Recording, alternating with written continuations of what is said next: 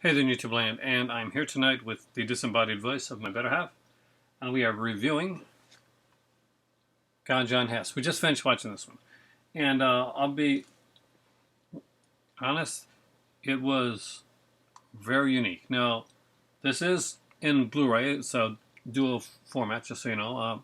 It's from Eureka, and it's very, let's just say the quality of the film is, it's very grindhousey. It's an older film, and it wasn't like and so I guess the best this print is ever going to be. It definitely has the original grain of the film. So when you're getting this one, know that it is an older film. It's not DNR'd at all.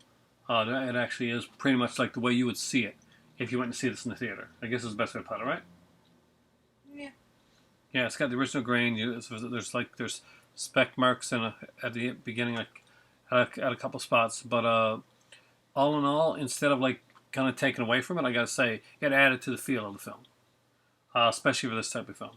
Now, Ganja and Hess is not just this is not your typical like horror film. It's not it's not a black exploitation film, not at all, and it's not your typical horror film either. When I think of movies that uh, the tone of the film for me, and I'm gonna let her talk in a minute, was very much like the first time you watch a Jean Rollin, like a really good Jean Rollin film. Uh, and take it like the actual. I'm not talking about the sex part, but I'm talking about like the way it's shot and kind of like the way that that there's more going on than's actually going on the screen itself. It plays like that, so it's a slower burn. Though that being said, I wasn't bored at all when I was watching this film. I got to say, this film kept me. There's a couple times when I yelled at the screen because I thought that some of the things that were being said was slightly unrealistic. But it's a movie, and it's not supposed to be realistic. A lot of people talk in Dawson's Creekian. Basically, they talk in these like long, kind of like almost like monologues, like something out of a play, and it's kind of a I want to say kind of a philosophical conversations that they kind of have. They have conversations about everything, and I mean like, and everybody does. It's not just like Ganja or Hess. I mean, it's like there's a pimp, and he's with this prostitute, and he want to make some money. And so basically, he's saying, you got to make some money. We got some money. And she's like, yeah, okay, well, we'll do it. I'll get doing a bit. I said, well, when? And she's like, well, we'll do it in a bit. And so, well, we got to know when because we got to plan because there's something coming up. And this goes on for a while. And they're basically discussing, not like the way you see in like most films, where like a pimp, where's my money, bitch, type of thing. But it's very much like he's actually kind of whiny, and he doesn't seem to have. He seems to lack control uh, of the prostitute, which was really different actually. She seemed to be like more in the control aspect than he was. And to come to think of it, considering how the movie goes, I can see what it was kind of mirroring now, which I kind of didn't notice until, well, just talking about it. But the movie takes a very different like slant on things. This it's almost an entirely black cast. Now, there's nudity in this, by the way, a ton of nudity, and not the normal stuff. Like there are the female Marlene Clark does have like some nude scenes like throughout the film. Not a lot actually of her shown, unfortunately, because she's a very extremely beautiful woman. Now there is male nudity as well, full frontal male nudity. So know that going in, but it's done very. And I'm still not sure. The film does definitely have some sort of. I'm not sure if it's a religious overtone or there's aspects of a lot of different things in there. So right now I'm going to let my better half actually talk about the film and give me your thoughts on it. What do you think? Um, my first impression, when you just look at it, while you watch it, it is very confusing. Obviously we went into this thinking that it was going to be not strict blaxploitation, but some kind of like horror blaxploitation mix. Yeah, but maybe more serious one, less campy, and boy were we not. That was definitely not what we saw. But the more I think about it, the more I actually see the appeal and why it would end up in in a label like Eureka, or frankly would deserve a Criterion release as well, because um, it is more complex. Uh, when you watch it, it's you. The thing that bothered me at first was the editing, how it really was not fluid at all. What's it supposed to be? And you would think that that would be something, like a bad director, not knowing how to, be a good cinematographer, because you move from, like the frames are very rapid. They move from, a scene. There's no timeline. It goes, past, present, and future are kind of like all mixed up, and you have, the way, like I'm still trying to think about, why did we get so many frames of artwork and stuff like that? What's, they're not for free, because I'm sure if you time the sequences with the people versus the sequences with a painting or a statue or something like that, there's just as much, screen time for these objects than there is, an actual dialogue and actual interactions between the characters. So that's actually one of my favorite parts of the film, is the way that it's shot. And which means that I told you this is an allegory to something, and I'm still trying to figure out what. So I'll speculate. Obviously, there's different stories within this story. The main story is obviously the relationship between Ganja and Hess, and Hess particularly turning into this monster and dragging her into it. So that's the straightforward story. It's an addiction allegory. At this point, we're talking about a drug type of addiction allegory, and not just that too. We're also looking at almost like an abusive type of relationship, like that. That type of you get that in there as well. And that's the thing. But here's the thing with this, though: it plays with it. It doesn't go. This could have been him in total control, and her as subservient, like a Bride of Dracula type of thing, or a Blackula, if you want to call it. But it doesn't go that way. It actually goes in a different direction, and that's what I meant when I'm talking about the pimp and the prostitute. The roles are very much played in a different way than a pimp and prostitute are actually played in films, and he's very much a weaker character. I know Ganja Hess seems like a weaker character at the thing. Even like Ganja is she's always shown as kind of a stronger black woman, or stronger woman. I'm as you talk, I still think I told you my first thought was this is an allegory for oppression, for white oppression. Well, that's there too. It's definitely there. Because remember when the director, what's his name? Bill Gunn. His character, because he's in the movie, his character, he comes in, but how does he come into this story? Who introduces him to Hess? I don't remember right now at this point. The only white men in this movie, which is whatever it was, like a university or museum or I don't know what. Yeah. He comes to be his assistant. Yeah. But he gets introduced in this and then you have this weird dream sequency thing that comes in with the the white guy in kind of it looks like all of a sudden we're watching Eyes Wide Shut. Okay, well, kind of like that. But really, so you have this white man who is bringing a disease or a curse into this black guy's life. Well, he's introducing it into the life. Well, he's the one who brings it to him too. So in a way, this is the white oppression. He's bringing in this. Well, maybe I'm reading too much into it, but I think you're reading too much into it. I think there's a lot to be read into this film. And I think that's the thing. I think Bill Gunn, when he did this, he knew exactly what he was doing, exactly what people were going to read into this. There's so many takes on this film, and I think that's the way that's done. It's a very experimental film. The way that it's shot, the way that it's timed, the way that it's sequenced. But that being said, nothing was done that wasn't on purpose. Yeah, the art, you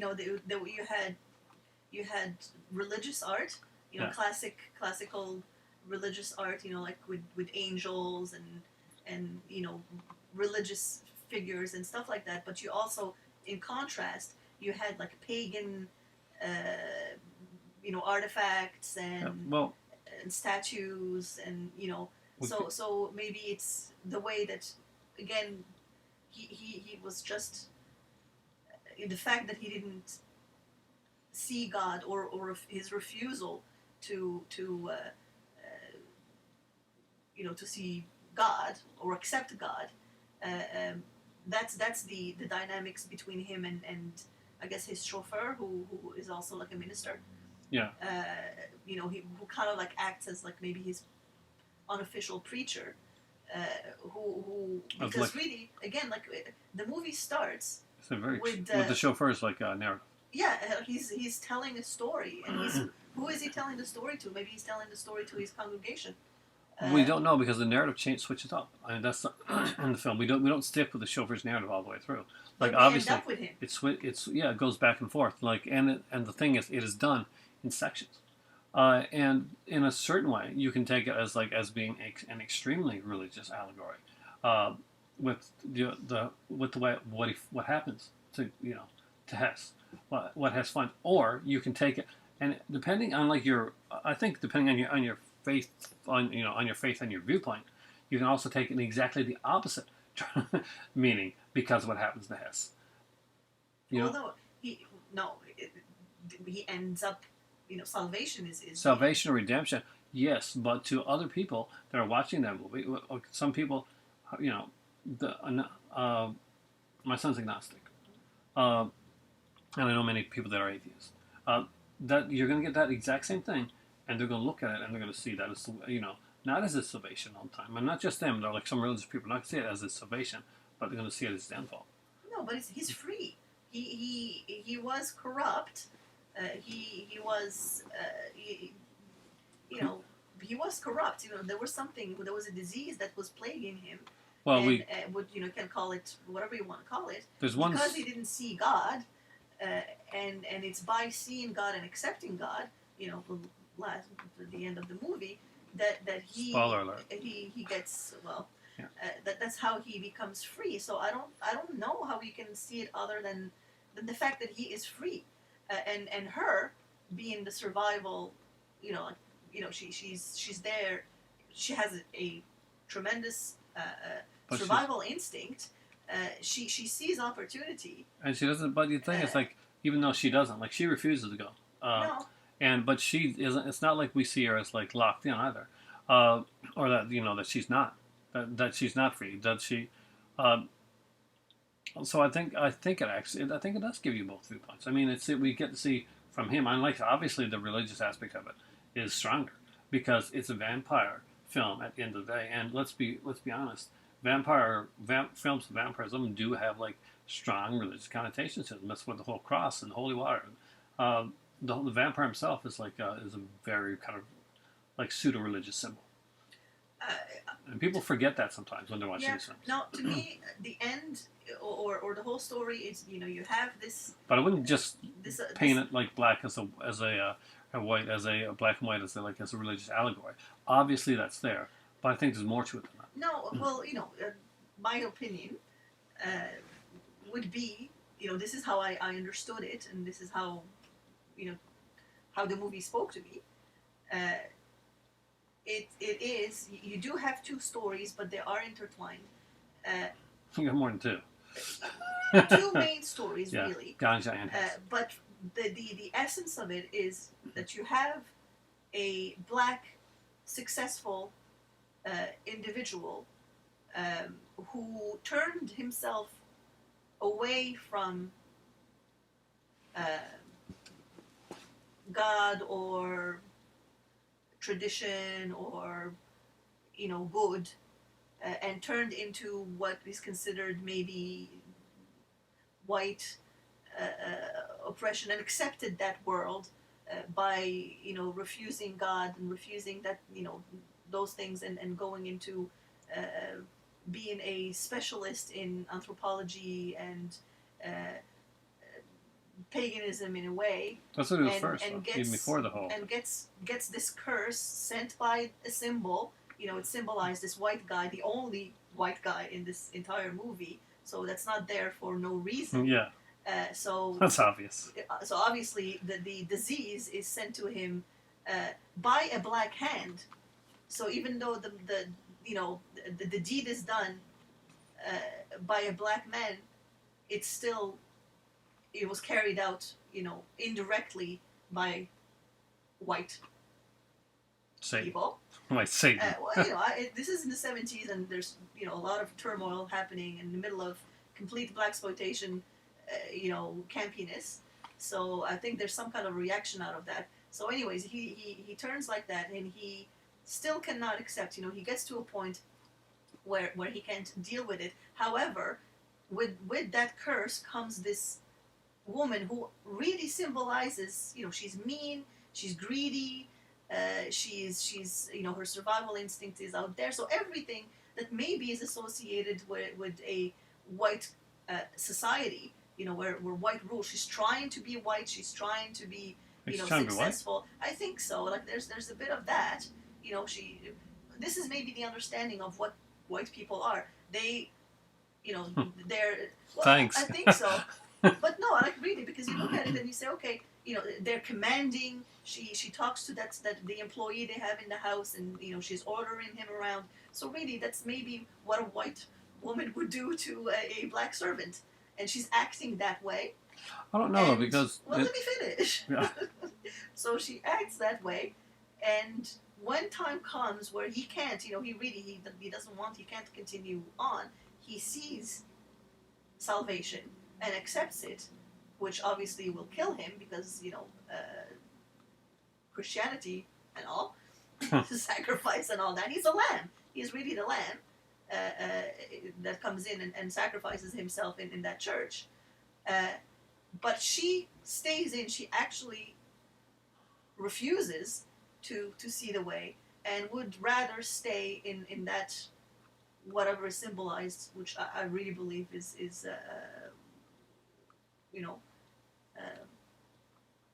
taking the way of the white people, and she decides to live on her life because that's better for her, because she wants to survive. She doesn't want the other side. She would prefer to live on that side.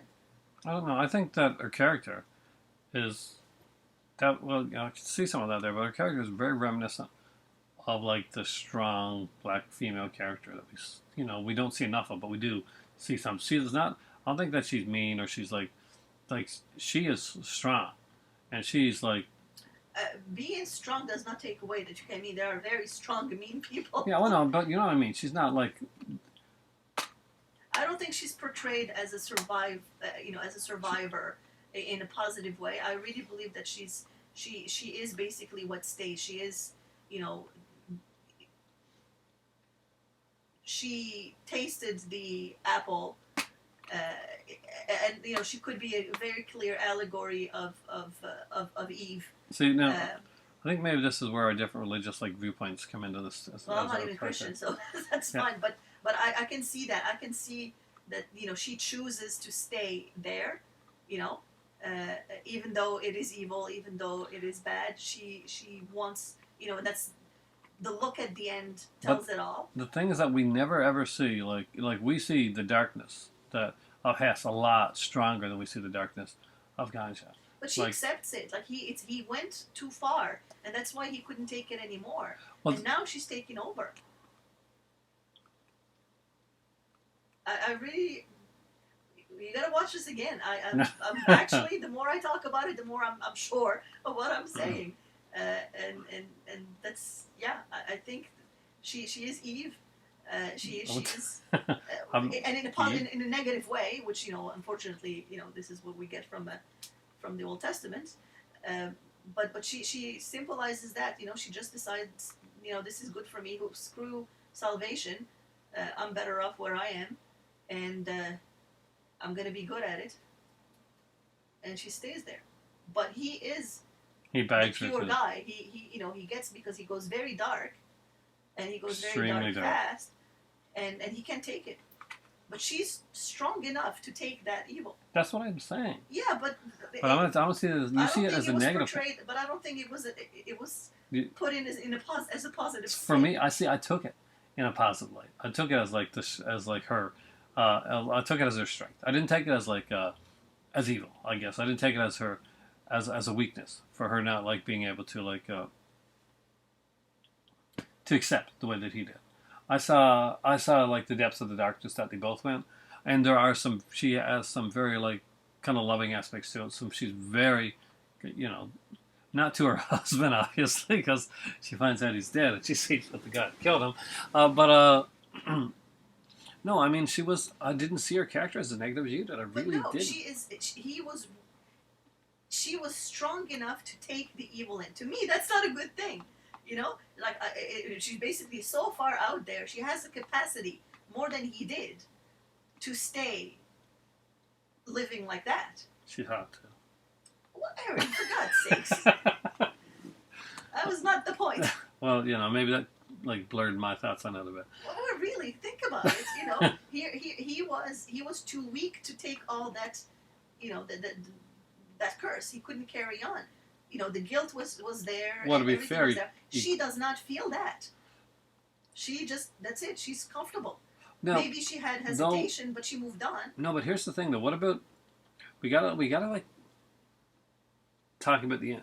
It seems like the curse itself that no one can do it on their own, and not even her. As we see at the end, it looks. Like, so, you can't, this isn't a curse, this is something. One, obviously it's going to go on. So, you can take whatever type of religious or evil, white man, disease, or everything out of that, especially at the ending, that you want. But, it's like, he needed her. And this is where I think a lot of where I do think a lot of the drug, the addiction stuff comes into it. Basically the codependent relationship. And when he is gone, it's not, we basically see baptized out of the water from the dead, his replacement. Yes. And that's very important because just he got baptized and died. Hess did. Yes. And her new Hess, partner yes. is coming out of the pool being baptized exactly. in the curse, and that's very important. But again, you see, it's basically a coin. You got good and you got evil. You need both, and that's the thing. You both need to coexist. You can't have one without the other, and I think that's one of the things that there's one of the serious things that it says that good and evil you can't have one without the other. You have to have Ganja and Hess. You can't have one of them without the other. There has to be a Ganja and a Hess, basically. Maybe not those exact people, but you know what I mean. It has to be good and there has to be evil. There has to be both sides to the coin. And throughout this one here, maybe, what you're saying makes a lot more sense now. Because we get to see both sides of the coin. And we get to see the coin basically flip over. Because I don't think that she's like evil all throughout. I don't see her as like being like completely mean. Like she's obviously really mean-spirited when we first meet her. And she falls under she does very much fall under. She's mean enough to actually accept living forever like that. Something that he could not do. But you also have to acknowledge the fact that she did not choose it. She did not say, Neither did he. No. But here's the thing. She did not choose it at all. She did say, I love to live forever. Now, like that's mentioned, like comment-wise. But he does he forces this on her. He does, but the same thing happened to him. He did not want to get stabbed by a bone or whatever that thing. It was a ceremonial dagger. Yes, that's the thing. It's a symbol. You go in, you lose your way as a black person. You lost your way accidentally. You didn't go on purpose, but this is how you end up. You ended up losing your way into that. To the white bone. I'm really, really convinced, and I want to go Google it and see what people are saying, but I'm sure it actually makes a lot of sense to me that this is what it represents. It's brilliantly done. It's a frustrating film at times, to be honest. Completely honest with you, there are times when I loved the film.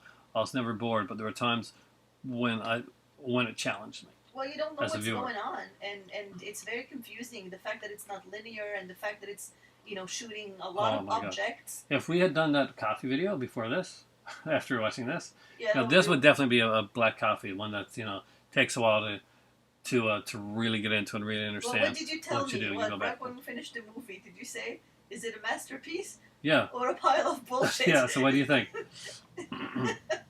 and yeah, I think that's really you summarized it, perfectly, because you come out of it and you're like, huh, did I just watch a pile of crap, or is this supposed to be, It's genius. I was we were it's just I was finishing up there.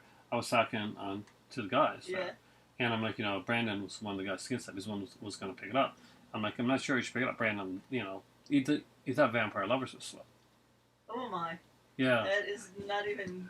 At least Vampire Lovers is there's some aspects of exploitation in here. Ingrid Pitt. Not much Kate Mara. here. No, there's not a lot when it comes to that type of stuff. But it is. I mean, if you're into if you want a film that is going to challenge you and challenge your thoughts and your perceptions, this is definitely the type of film to do it. Just keep in mind when it was done. Politically, I think it will help. Yeah, this exactly. is in the 70s, and I still say that this was done, in the heyday of blaxploitation. 73, honey. Well, yeah. Yeah. Exactly. Perfect. That's when all the blaxploitations were made, where it was And Bill Gunn super wrote campy and this stuff too. like Didn't that. just direct it. He wrote this. Yeah, no, it had a very low budget. This is considered along. Apparently, I did read up a couple things, and apparently, along with the sweet, badass, song, whatever the name of the title again, slang title one. This is considered one of the most important black films that was made. It's considered a classic in that. I can see cinema. that. Yeah. And obviously, Spike Lee remade it. I haven't seen the remake, The Sweet Blood of Jesus. I don't know if I want to. This is pretty. I will out of curiosity. But the more it's one of those where I'm watching it and I'm not sure.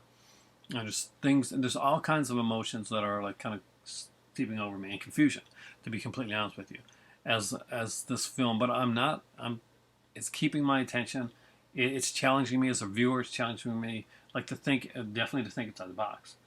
Challenging us both to think outside the box, and to actually not until we actually talk about it and to really discuss it. It's a movie that not just warrants discussion, but it brings discussion. People that watch this movie, just like we're doing right now here in front of the camera for you guys, we're talking about the film and we're discovering as she's discovering the film and what she thinks about it and her thoughts on it and her thoughts on what the narrative means, what the structure meant. As she's talking, she's discovering more and more, and I feel the same way. And that's one of the brilliant things about this film. This film will challenge you. No, this is not a blaxploitation film. This is not one of those straightforward horror films. This is a black movie. I would not call it blaxploitation. This is a black movie in all its glory, and in all the positive, that brings a lot of pride, I think. To the black community. Yes. Well, that aside, is a movie that brings a lot of pride.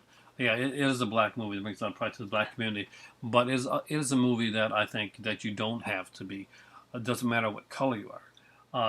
You will get something out of this film. But it's good to put it in, there's It's actually good to put it into nothing perspective. wrong in putting it in its it's historical perspective, because yes, the fact is, we are in, obviously, the majority of movies, especially nowadays where you see so much rhetoric about, people of color being, represented in, can't believe it's human touch. yeah, and all that crap. This movie has more relevance because you see a movie that is a social commentary of its time, and done by talented black director and actors. They had a message, and it's funny that this was done in '73, but we're talking about this and we can extrapolate this exactly to what's going on currently. So yeah, I would recommend everybody go see this movie with a black perspective. I like because that. it's important. Oh, the movie's extremely important. Yeah. You're so like, I've said my piece. That's right.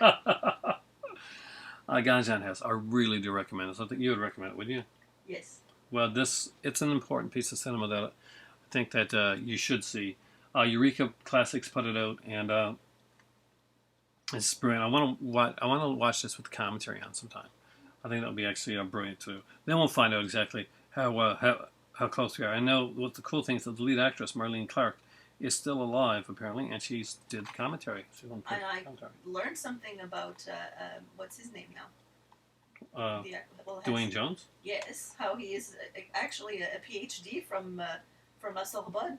Because there's a sequence where he speaks French to his son. I'm like, you were shocked. How come he has no accent? He speaks perfect French. And yes, so he did his PhD in La Sorbonne in Paris. Yeah. And so he's and he was a professor. So like he speaks French and he speaks it like flawlessly. Yeah. And not like some with like we see like the clumsy French. No, he flawlessly speaks. He's fluent in the French language. If it is his PhD in Paris. In Paris, then yes, he would have written a thesis in French and defended it. So yeah. So the guy it's Dwayne Jones, by the way. He only starred in 2 films, but 2 very important ones. Dwayne Jones is actually the first black actor to star in a horror film, and that movie was Night of the Living Dead, and a very important film. It wasn't chosen at the time because he was black. It was chosen because he was a good actor. What happened afterwards with Night of the Living Dead, as everybody knows, we've all seen it, at the end of the movie, after surviving everything, he gets shot, seemed extremely more relevant when around that time Martin Luther King was assassinated, bringing a whole new context to Night of the Living Dead that was never there before. This would be the second film, and second and only other starring role that he would have, Ganja and Hess. And as we can see, he stayed on the forefront of like really strong political, like civil rights movement and films, social commentary. Yeah, Well, he chose well. I mean, if you're going to choose 2 movies to make, Night of the Living Dead and Ganja and Hess are 2 extremely impressive movies to go out with on your on your list of films. Like he had other smaller roles in films, or like 80s movies like Beach Street, stuff like that. But he did 2 lead roles, and he chose his lead roles extremely well. So pick up Ganja and Hess. It's a fantastic film. Normally what I do at the end of this is I give like a out of 10 rating, but I'm going to go like do a kind of like a DVD talk kind of or a DVD savant or whatever the sister things type of thing. And I'm going to say that this one here is it's a Professor Pynn pick. It's a must-have. This is a classic. So when you're getting your classics in your collection and you're looking at the different films that you've got, whether it be like important, whether they be important films cinematically, like Citizen Kane or Casablanca, this here film actually is right up there with important films that belong in your collection. If you've delved into in things like Fellini and other French films, if you have a collection of Criterions over there like I do, and you're kind of wondering, is this one worth it? Is this one up on that level? It really is up on the level. It is an amazing film, and it's extremely well done. Any last words? Nope. Said it all. Yep. She's got it out there. Okay. Well, for me right now, I haven't had tea in about, it's just 33 minutes plus this, so almost 2 hours, which is a long time for me. I'm quite the addict. Thanks for watching. Say hello to my better half. Say goodbye. Bye. My sleeping cat, Deadhead up there, and me. So for me right now, it is time for tea, and I'm going to go put this movie proudly in my collection on the shelf. We are out of here. Have a great Thursday night. The weekend's almost here.